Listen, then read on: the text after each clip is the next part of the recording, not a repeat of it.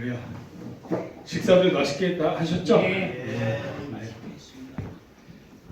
그 닭튀김도 잘 먹었습니다. 100만 불짜. 네, 오늘은 요한복음 말씀 강해인데요. 2장 23절부터 3장 2절까지입니다. 2장 23절부터 3장 2절까지인데 그 23절 말씀을 보면 6월절에 예수께서 예루살렘에 계시니 많은 사람이 그의 행하시는 표적을 보고 뭐 병도 고쳐주시고 물도 포도주로 바꿔주시고 뭐 여러 가지 막 이런 표적을 보여주셨단 말이에요. 이런 표적을 보고 그의 이름을 믿었으나 표적을 보고 그의 이름을 믿었으나 자, 그의 이름을 믿었다는 게 무슨 뜻일까요? 그의 이름을 믿었다는 게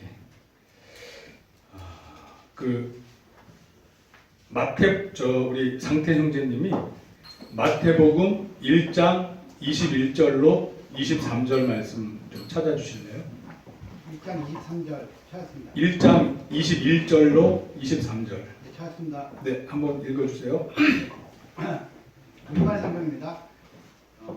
마리아가 아들을 낳을 것이니 그 이름을 예수라 하여라. 예수가 그의 백성을 그들의 죄로부터 구원할 것이다. 이 모든 일이 일어나게 된 것은 주께서 예언자를 통해 말씀하신 것을 성취하기 위함이었습니다. 처녀가 잉태해 아들을 낳을 것이요 그를 임마누엘이라 부를 것이다. 임마누엘이란 하나님께서 우리와 함께 하신다는 뜻입니다. 아멘. 아멘. 아멘. 아멘. 그러니까 이걸 믿었다는 거예요. 이걸. 그러니까 예수님이 표적을 행하시니까 예수라는 이름을 믿었대요. 예수의 뜻이 뭐예요? 예수라는 뜻. 자기의 백성을 죄에서 구원할 자. 그 이름을 믿었다는 거예요. 그러니까 예수님의 그 이름 자체의 뜻이 자신의 백성을 죄에서 구원할 자인데 이 사실을 믿기 시작했다는 거예요. 그의 이름을 믿었다는 건 그 뜻인 거예요. 그리고 뒤에 또 이어서 임마누엘까지 하나님이 함께 하신다는 그 뜻까지 믿게 되는 거예요. 왜? 이런 표적은 아무나 할 수 없으니까. 아무나 할 수 없으니까. 그 뜻이에요. 네, 그 다음 절 제가 읽어드릴게요. 예수는 그의 몸을 그들에게 의탁하지 아니하셨으니 이는 친히 모든 사람을 아심이요 또 사람에 대하여 누구의 증언도 받으실 필요가 없었으니 이는 그가 친히 사람의 속에 있는 것을 아셨으니 사람의 속에 있는 것을 아셨대요. 자, 이거는 우리 성경 말씀을 몇 구절을 보면 이제 나와 있어요. 사람의 속이 어떤가 알 수 있어요. 예레미야 17장 9절에서 10절 말씀을 보면 만물보다 거짓되고 심히 부패한 것은 마음이라. 이게 사람 마음이 이렇게 부패된대요. 네, 성경 말씀이 그래요. 누가 능히 이를 알리오마는 나 여호와는 심장을 살피며 우리 심장을 살피신대요. 폐부를 시험하고 우리 이 허파 막 이런데 이 속을 다 시험하시고 각각 그의 행위와 그의 행실대로 보응하나니. 그러니까 이 하나님 말씀에 의하면 우리는 모두 다 심히 부패했고 그런 모습을 하나님은 우리 속속들이 다 알고 계신다는 뜻이에요. 그러니까 예수님도 하나님이시잖아요. 하나님의 본체시잖아요. 단지 육신의 몸을 입고 이 땅에 오셨잖아요. 그러니까 하나님이 이렇게 속속들이 우리의 심장과 폐부를 알듯이 예수님도 우리의 심장과 폐부를 알고 계신 거예요. 우리의 심히 부패함을 그냥 보고 아시는 거예요. 이제 요한복음 1장 47절 말씀을 보면 예수께서 나다나엘이 자기에게 오는 것을 보시고 그를 가리켜 이르시되 보라 이는 참으로 이스라엘 사람이라 그 속에 간사한 것이 없도다. 나다나엘이 이르되 어떻게 나를 아시나이까? 어떻게 나를 아시나이까? 어떻게 나를 아시나이까? 우리는 사람 속을 겪기 전에는 몰라요. 근데 예수님은 그냥 보시고 아시는 거예요. 네. 어떻게 나를 아시나이까? 예수께서 대답하시되 빌립이 너를 부르기 전에 내가 무화과 나무 아래에 있을 때 보았노라. 그러니까 이 나다나엘한테는 무화과 아래에서 무언가 했던 행위가 의미 있는 행위였던 거예요. 보통 이제 여기는 사막 기후에 무화과 나무가 있으면 그 안에 그늘진 데 모여서 뭐 율법에 대해서 뭐 강론도 하고 묵상도 하고 한다고 그래요. 제 생각에는 이 나다나엘이 무화과 나무에 항상 맨날 자주 나와 있었으면 이게 특별한 의미가 없을 것 같아요. 근데 어떤 생각이 들었냐면 이 나다나엘이 무화과 나무 아래서 어떤 무언가 의미 있는 시간을 보냈던 것 같아요. 주여, 주여. 메시아가 진정 계시거든 제가 한번 만나볼 수 없을까요? 뭐 이런 나름대로 의미 있는 무언가 기도라든가 서원이라든가 무언가를 했을 것 같아요. 그러니까 예수님이 그 모습을 말씀하시니까 바로 수긍을 한 거예요. 아, 내가 하나님한테 이런 기도를 했던 거를 듣고 계셨구나. 알고 계시구나. 그리고서 예수님의 부르심에 즉각 순종할 수 있지 않았을까 싶어요. 그런 생각이 들어요. 그러니까 이 무화과 나무에서 맨날 똑같은 반복적인 행동을 했다는 것을 얘기하면 무슨 의미가 있겠어요? 특별한 의미가 없잖아요. 근데 예수님이 너가 무화과 나무에 있을 때 보았노라. 즉 무화과 나무에서 어떤 특별한 나다나엘만이 기억하고 있는 어떤 특별한 기도라든가 뭐 서원이라든가 뭔가를 했던 거를 딱 예수님이 말씀하셨을 때 아, 이분이 메시아구나. 이분이 메시아구나. 하고 용납할 수 있지 않았을까 싶어요. 그리고 요한복음 13장 26절에서 27절 말씀을 보면 이때는 예수님이 이제 배신당해서 팔려가는 그 시점이었어요. 예수께서 이 말씀을 하시고 심령이 괴로워 증언하여 이르되 내가 진실로 진실로 너희에게 이르노니 너희 중 하나가 나를 팔리라 하시니 너희 중 하나가 나를 팔리라. 그러니까 가룟 유다가 이걸 뭐 누구한테 얘기를 했겠어요? 티도 안 냈겠죠. 근데 예수님은 그냥 그 심장과 폐부를 그냥 보고 계시니까 아시는 거예요. 그냥 아시는 거예요. 26절에 예수께서 대답하시되 내가 떡 한 조각을 적셔다 주는 자가 그니라 하시고 곧 한 조각을 적셔서 가롯 시몬의 아들 유다에게 주시니 조각을 받은 후 곧 사탄이 그 속에 들어간지라. 이에 예수께서 유다에게 이르시되 내가 하는 일을 속히 하라 하시니 속히 하라 하시니. 근데 이제 이 시점에서 예수님께서 제자들을 사랑하시되 끝까지 사랑하시니라 이런 말씀이 나와요. 그러니까 가론 유다까지도 예수님께서는 아이고 이놈이 나를 배반하는구나 지금 알고 계셨지만 그들을 모두 끝까지 사랑하셨대요. 끝까지. 이게 예수님의 사랑, 하나님의 사랑인 거예요. 그냥 속이다 그냥 보이잖아요. 예수님은 하나님이시니까.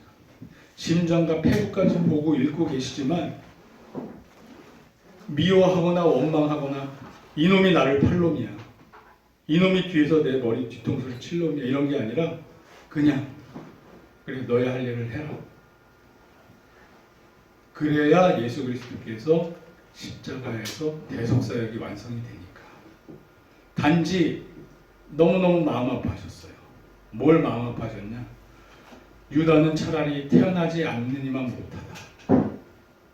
마음 아파하셨어요. 네.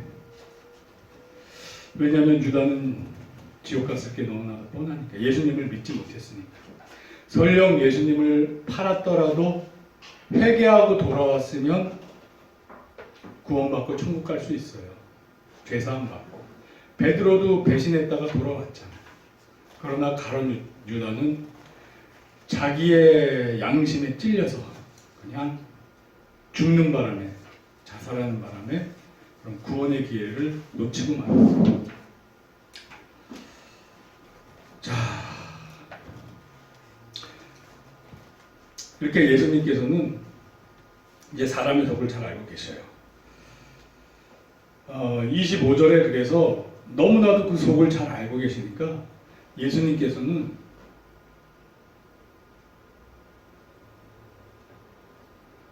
그들에게 의탁하지 아니하셨으니, 그러니까 사람을 의지하지 않으셨대요. 네. 왜냐하면 믿고 의지할 만한 존재가 아니라는 것을 너무나도 잘 알고 계신 거예요. 네. 그래요. 우리가 그런 존재예요. 우리가 그런 존재예요. 그래서 우리가 사람을 믿고 의지하면 안 돼요. 예수님처럼. 단지 그냥 믿어주고 신뢰해주고 사랑해주는 대상이죠. 믿어주고 신뢰해주고 사랑해주는 대상이지 그냥 내가 사람한테 의탁해서 의지하고 그럴 만한 존재는 아니다. 예수님처럼 우리도 오직 하나님을 믿고 의지하고 인도하심에 따르는 그런 것을 우리가 보고 배웠으면 좋겠습니다. 요한복음 17장 21절 말씀을 보면 예수님께서 아버지여, 아버지께서 내 안에 내가 아버지 안에 있는 것 같이 그들도 다 하나가 되어 우리 안에 있게 하사 세상으로 아버지께서 나를 보내신 것을 믿게 하옵소서. 그러니까 아버지께서 내 안에, 내가 아버지 안에. 우리도 예수님처럼 그런 관계가 돼야 돼요. 하나님이 내 안에, 내가 하나님 안에. 그러려면 어떻게 되겠어요? 우리가 예수님 믿고 성령님이 우리 안에 내주임제 충만하셔야겠죠. 그럼 하나님이 우리 안에, 내가 하나님 안에 있게 돼요. 예. 예수를 구주로 입으로 시인하는 순간 내주는 시작하고, 내주가 시작하고, 사도행전 2장 4절의 역사같이 너희가 능력받기를 기다리라고 그랬잖아요. 권능을 받기 기다리라고 했잖아요. 그래서 제자들이 모여서 기도하고 오순절날 성령 세례를 받아요. 막 방언을 해요. 그 다음부터는 이 성령님의 권능과 능력으로 담대하게 나가서 복음을 선포하게 돼요. 그 전에는 복음 선포하는 말씀이 없어요.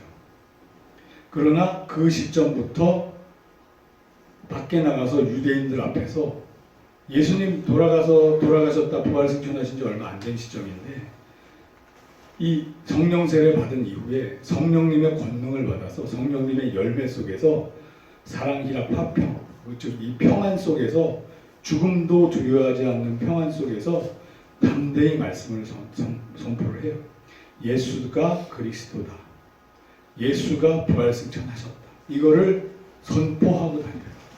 그래서 막 공회에 잡혀가서도 내가 사람의 말을 들으랴 하나님의 말을 들으랴 내가 보고 들은 것을 어찌 말하지 않을 수 있겠냐 이렇게 그냥 목을 걸고 말씀을 전하기 시작해요. 언제부터? 성령 세례 받은 이후부터, 성령 충만한 다음부터. 근데 대체적으로 성령 충만은 뭐로 증거되냐? 대체적으로 방언으로 증거가 돼요. 그래서 방언을 받는 게 좋다고 하는 거예요. 왜? 방언을 받으면 내가 성령 세례 받았다는 증명이 되니까, 증거가 되니까. 그러면 그걸 받고 나면 구원에 대한 확신이 더 생겨요. 자신감도 생기고. 아멘? 아멘. 아멘이에요. 그래서 우리가 지난번에 또 이런 방언 얘기가 우리 기도회 때 나와서 또 연관이 돼서 또 한번 또 짚어줬어요. 그래서 이 사도행전에는 방언하는 내용들이 많이 나와요. 그러니까 이게 아주 극히 성경적인 말씀이에요. 단지 이 성경을 모를 때는 이제 좀 분별력이 떨어졌기 때문에 오해할 수는 있어요. 하지만 이 말씀을 올바로 이해하게 되면 하나님이 주신 은사잖아요. 은사가 뭐예요? 선물이에요. 그거는 주는 사람 마음이에요. 하나님이 주셨으면 아멘 감사합니다 그리고 받는 거예요. 그래서 그 무기를 갖고 우리가 하나님 일을 할 수 있게 되는 거예요. 아멘. 아멘입니다. 그래서 혹시 여기 방언 못 받으신 분들도 계셔요. 그래서 은사를 사모하라고 그랬으니까 사모하셔서 받으셔요. 그러면 하나님이 선물로 주는 건데 공짜로 주시는 건데 아멘하고 받아서 활용하고 쓰시면 돼요. 기도도 편해지고 내 영의 유익이 있어요. 아멘. 네, 그 다음에 3장 1절을 보면 바리새인 중에 니고데모라 하는 사람이 있으니 유대인의 지도자라. 유대인의 지도자라. 니고데모는 백성의 정복자라는 뜻이에요. 백성의 정복자라는 뜻이고 이 사람은 산헤드린 공회원이에요. 산헤드린 공회원인데 당시에는 이 공회원이 71명이 있었대요. 그러면 여기에 뭐 인구가 뭐 수백만 됐을 거 아니에요. 뭐 그럼 그 중에 70명이면 엄청난 숫자죠. 지금 우리나라 대한민국에서 국회의원 수준이라고 보면 돼요. 우리 국회의원이 300명인가 그렇죠? 대략. 이제 비슷한 위치에 있는 거예요. 그러니까 사회에서 아주 최고 지도층인 거예요. 그리고 지금 현대 사회 같이 이렇게 평등하지가 않은 사회고 또 계급적인 게 더 명확했기 때문에 니고데모는 상당히 높은 위치에 있던 사람인 거예요. 사실상 권력과 부를 함께 갖고 있던 사람이에요. 그래서 예수님 돌아가셔서 장사할 때 아리마대 사람 요셉과 니고데모가 같이 장사를 치러줘요. 제자들은 다 도망가고 없고 죽을까 봐. 이때 이 니고데모가 모략과 침향 섞은 것을 100리트라쯤 가지고 온지라 이렇게 나와 있어요. 19장 39절에. 그러니까 예수님을 장사 치러요. 이렇게 이제 그 장사 물품을 가져와서 그러니까 어떻게 보면 일반 사람들은 감히 잘못 걸려들어서 같이 죽을까 봐 겁나서 오지도 못하는데 니고데모와 아리마대 사람 요셉은 그냥 와서 해요. 그만큼 부자지만 믿음이 있었던 사람들이에요.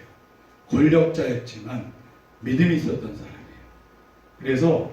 그래서 부자나 권력 있다고 다 천국 못 가는 것은 아니다. 오히려 이런 분들은 12제자도 도망간 판에 부자와 권력자지만 목숨 걸고 와서 예수님 장사를 치러주셨어요. 할렐루야. 할렐루야입니다. 그래서 하나님이 선물로 물질을 풍족하게 부어주시면 그걸로 감사하면서 하나님을 열심히 잘하면 되는 거예요. 아멘. 아멘입니다. 네. 그리고 2절 말씀을 보면 그가 밤에 예수께 와서 이르되 라삐여 우리가 당신은 하나님께로부터 오신 선생인 줄 아나이다. 하나님이 함께 하시지 아니하시면 당신이 행하시는 이 표적을 아무도 할 수 없음이니이다. 아멘. 그러니까 이 니고데모 이 사람은 당시의 율법 학자들과는 달랐어요. 보통 이 공회원들은 다 랍비고 율법 학자였어요. 니고데모도 그런 사람이었어요. 그런데도 불구하고 이 표적을 보고 왔어요. 이게 의미하는 게 뭐냐면 니고데모는 하나님을 진실로 믿었다는 거예요. 그래서 구약에서 이사야서에서 예언한 이런 것들을 실제로 믿고 있었다는 거예요. 뭐 장님이 눈을 뜨고 막 이런 거 메시아 예언했던 게 막 이루어지니까 자기가 그 표적을 보니까 이분이 메시아구나. 메시아의 가능성이 있구나. 한번 얘기 좀 해보자. 그리고 얘기했다가 메시아인 걸 확신을 했던 거예요. 그래서 나중에 장사 치를 때도 왔던 거고. 자, 그래서 니고데모는 이 표적을 보고 알았어요. 니고데모를 제외한 나머지 율법학자들, 사회 지도층들은 다 몰랐어요. 이사야 6장 9절에서 10절 말씀을 보면 여호와께서 이르시되 가서 이 백성에게 이르기를 너희가 듣기는 들어도 깨닫지 못할 것이요 보기는 보아도 알지 못하리라 하여 이 백성의 마음을 둔하게 하며 그들의 귀가 막히고 그들의 눈이 감기게 하라. 염려하건대 그들이 눈으로 보고 귀로 듣고 마음으로 깨닫고 다시 돌아와 고침을 받을까 하노라 하시기로. 그게 무슨 뜻이냐면 이 이사야서 예언이 이 백성들이 보고도 깨닫지 못하고 듣고도 알지 못한다고 해요. 그러니까 이 당시에 대부분의 제사장, 사회 지도층, 율법학자들은 예수님의 이 이적을 보고도 깨닫지 못하고 들어도 알지 못했어요. 대부분이. 그러나 니고데모는 예외였다.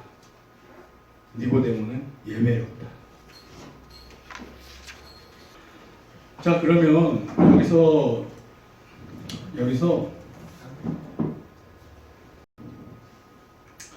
로마서 1장 18절 찾으셨나요? 네. 자, 그러면 저하고 한번 합독하겠습니다. 쭉 제가 그만할 때까지 읽겠습니다. 시작. 그 다음에 그러므로 하나님께서 그들을 마음의 정욕대로 더러움에 내버려 두사. 이게 중요한 말이에요. 내버려 두사. 그들의 몸을 서로 욕되게 하게 하셨으니. 자, 그리고 26절을 한번 봐요. 26절.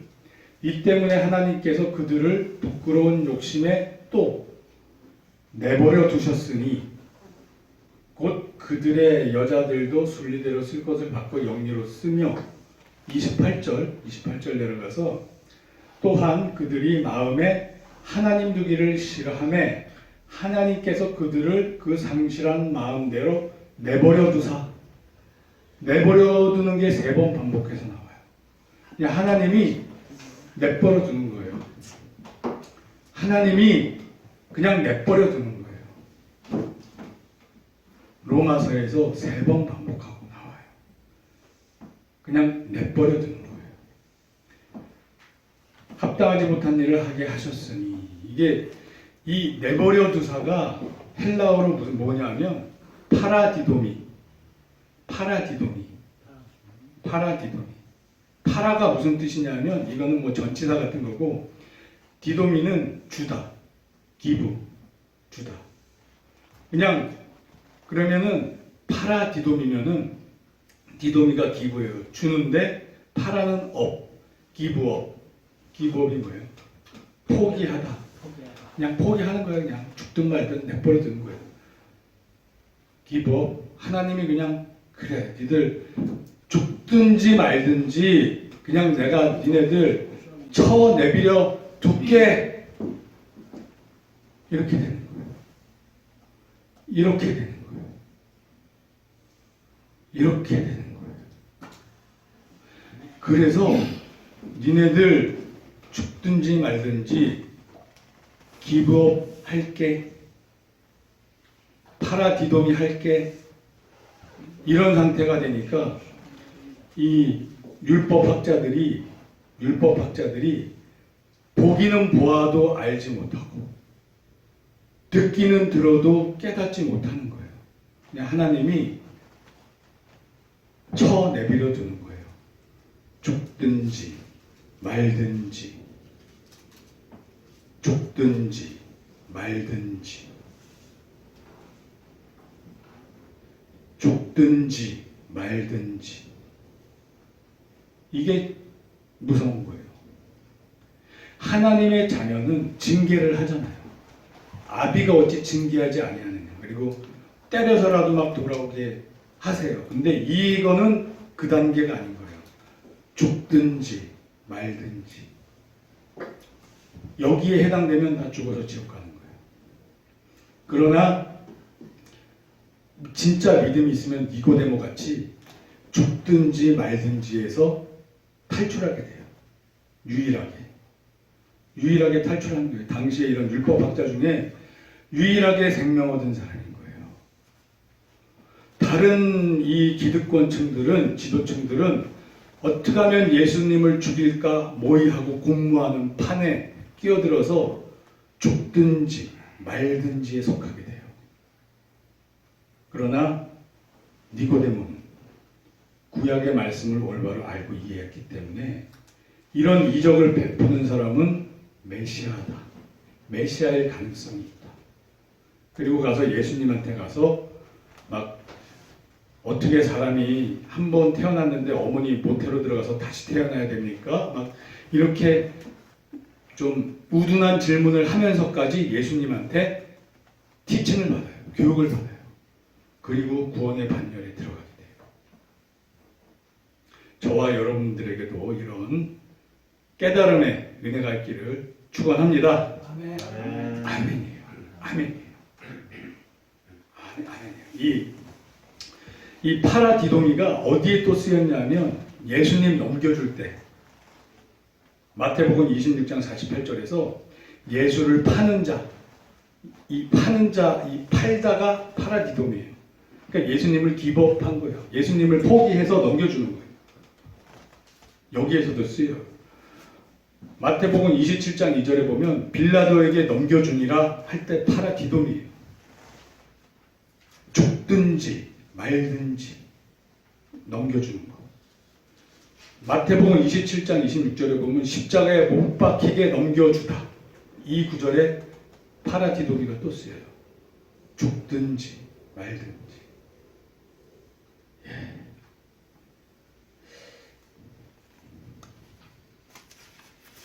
제가 오늘 죽든지 말든지를 너무 많이 얘기했어요. 아니 그러니까 하나님이 얼마나 진짜 오래 참으시는 분인데 이렇게 자기 백성을 포기하고 버리시겠냐고요. 로마서에 나와 있잖아요. 하나님의 신성과 능력이 이 만물에 다 있어서 하나님을 부정하지 못한다고 그러는데 다 알 수밖에 없는데 막 자기네들이 죄를 막 계속 짓잖아요. 그리고 자기네들이 죄 짓는 게 합당하다고 막 하잖아요. 그러니까 하나님께서 그래. 니들은 죽든지 말든지 상관 안 한다. 이렇게 되는 거예요. 차라리 저와 우리 여러분들은 삶이 힘들고 많이 얻어맞았어요. 할렐루야. 감사합니다. 하나님은 우리를 기법하지 않았다는 증거예요. 아멘. 우리는 죽든지 살든지가 아니에요. 살아라 얘들아. 살아라 얘들아. 나를 믿고 살아라 얘들아. 이 대상인 거예요. 우리는. 얼마나 감사해요. 아멘. 아멘입니다. 네, 이게 오늘은 여기까지 이렇게 하고 마치도록 하겠습니다. 다음 주에는 니고데모가 예수님한테 와서 어떻게 거듭나야 됩니까? 막 또 이거 나와요. 네. 어떻게 거듭나야 됩니까?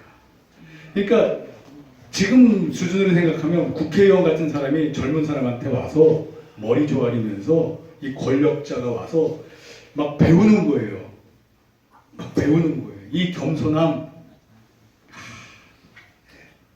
아무튼 예수님을 살아생전에 직접 봤다는 것은 진짜 무궁한 영광이라고 보입니다. 기도하겠습니다.